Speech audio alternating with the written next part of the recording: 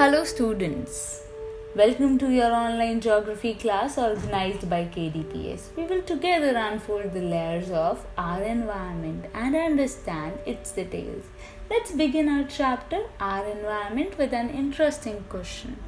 Do you know that Earth is the only place in the entire universe that can support life systems? Till date, scientists across the globe have been trying to discover other life forms in the universe, but there has not been any place similar to Earth that can help a living organism survive so easily.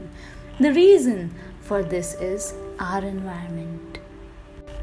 The word environment comes from the French word environner, which means to surround. Hence, everything that surrounds us forms part of the environment. Environment is the basic life support system and refers to all external conditions in which we live. It consists of air we breathe, the water we drink, the food we eat, and the land we live. Every living organism on Earth either adapts to the environment or makes slight changes to the external environment for their convenience. For example, some of the animals like elephants, lions find their shelter in the natural environment, whereas you can see birds making small nests and rats dig holes. But among all the living organisms, humans have the most advanced brain, and hence we have been making changes to the environment since our evolution to make life convenient for us. So, based on this, we understand that there is a natural environment and there is a human made environment. The natural environment consists of living beings called the biotic components and the non living components called the abiotic components. The biotic components include all organisms, plants, and animals. The abiotic components include the air, water, mountains, and the naturally available resources. Any change in the natural environment will affect the human environment and vice versa. Natural environment, domains of Earth. Now let's understand our natural environment in much more depth. Our natural environment consists of the domains of Earth, which include lithosphere, hydrosphere, atmosphere, and biosphere. Let us understand each of these in depth. Lithosphere. The term lithosphere means the rocky crust. The rocky outermost layer of the earth is called lithosphere. It consists of the crust and the upper part of the mantle. The average thickness of lithosphere is about 100 km. It is made up of rocks and minerals. The uppermost part of the lithosphere forms a thin layer of soil. Lithosphere extends both over the continents and the ocean basins. It consists of mountains, plateaus, plains, valleys, etc., both on land and on the ocean floor. It provides the land for building houses, roads, factories, and for agriculture, and it is also an important source of minerals and power resources. Hydrosphere. The water present on the Earth's surface is called hydrosphere. The different sources of water include oceans, seas, lakes, rivers, etc. form the hydrosphere. Water is also found below the surface of the earth as groundwater. It is the groundwater that gets collected inside wells. Water supports all life forms and is found in three states. Solid is ice, liquid, that is water, and gaseous, that is water vapor. Fresh water is made available on land through the process of water cycle. The water cycle is the continuous journey water takes from the sea to the sky to the land and back to the sea, as you can even see it in the image. Let's understand some key terms of this concept. First, evaporation. Water from the Earth's oceans is heated by the sun's rays, which causes it to change into a gas and rise into the air. Next term is condensation. Once the water vapors are high up in the sky, the gas begins to cool and turns back into a liquid. Next term is precipitation. The water droplets from the clouds, which become heavy, fall from the sky in the form of rain, hail, or snow. In this concept, I hope you have got the point that water moves from sea and comes back to the sea. Atmosphere. The envelope of air that surrounds the earth is called atmosphere. It is held to the earth by the force of gravity. The atmosphere consists of life-giving oxygen for human beings and animals and carbon dioxide for plants. The atmosphere also prevents the sun's harmful rays from reaching the earth's surface. You might have heard of ozone layer. Ozone layer protects our earth from harmful ultraviolet rays emanating from the sun. It controls the extremes of temperature during day and night, and the changes in weather and climate are also due to the presence of atmosphere. Without atmosphere, our earth would have been barren like other planets. Biosphere. The narrow zone where the lithosphere, hydrosphere, and atmosphere meet and interact is called the biosphere. The word comes from the Greek word bios, meaning life, and the Latin word sphere, which means a total range. Biosphere supports life and is thus called the living world. Biosphere consists of the plants and animal kingdom.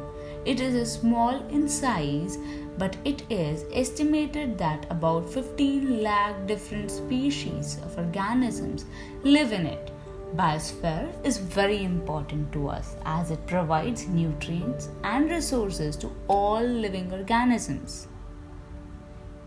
Ecosystem.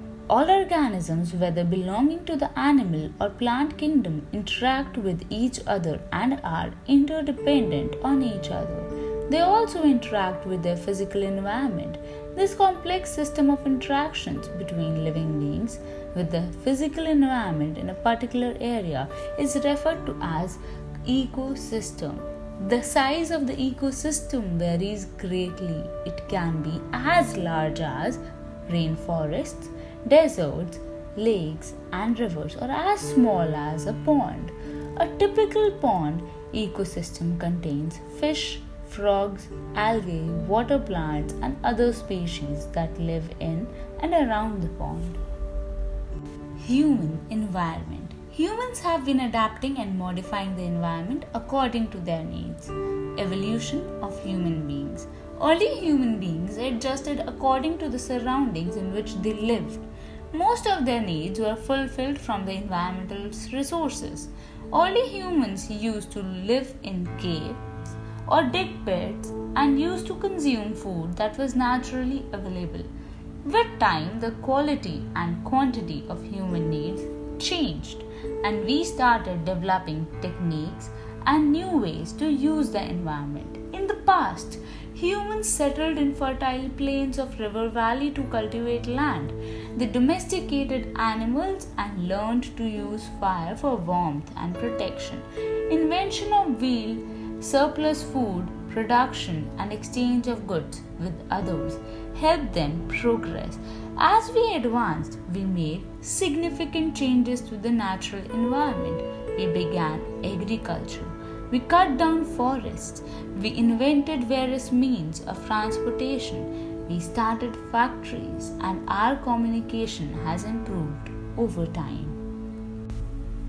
But we have been exploiting our natural environment to such an extent that we don't know how long will Earth be able to support life system. We have disturbed the natural balance of our environment to a significant extent. Today, the whole world is facing various problems due to technological and scientific developments. On the one hand, an overpopulation, industrialization, and urbanization on the other. Environmental pollution is a result of unplanned and unwise use of technology. A perfect balance is needed between human and natural environment. Many scientists and organizations around the world are working to solve the environmental problems. On the other hand, we also have environmental activists who are trying to make us all conscious of our lifestyles and its adverse effects to the natural environment. One person who caught the attention of the world recently is a young girl from Sweden, Greta Thunberg. Greta Thunberg is just 17 years old but is an environmental activist.